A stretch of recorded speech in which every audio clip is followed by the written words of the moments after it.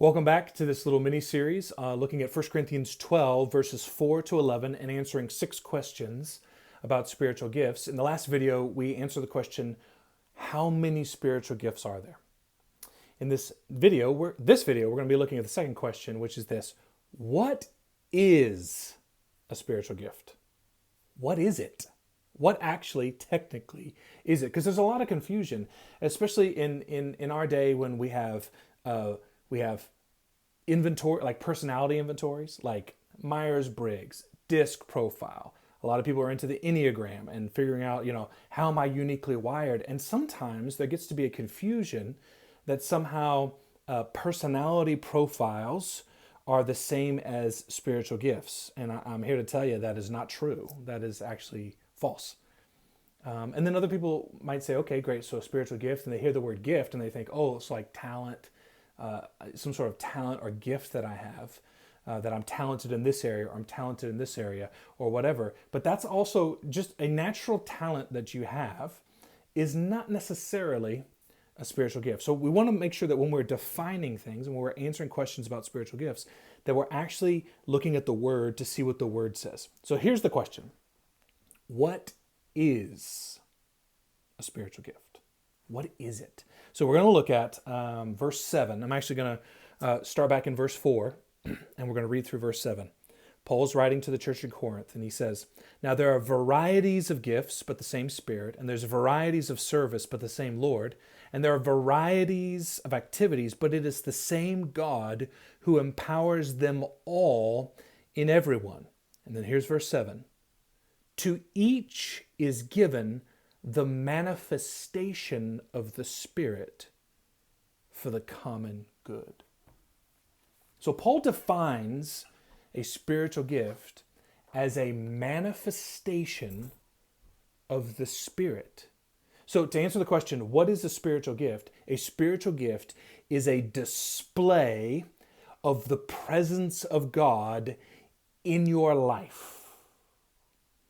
That when a spiritual gift is functioning in my life, what is happening is actually God himself is on display to those around me. The gift itself, it displays the glory of God. It displays the glory of Jesus. It displays the glory of the Holy Spirit. It displays the Father's glory to those that are around me. And technically, Paul says it's a manifestation of the Spirit. So manifestation, that word manifestation means to disclose, to make plain, to clearly reveal something. So follow me.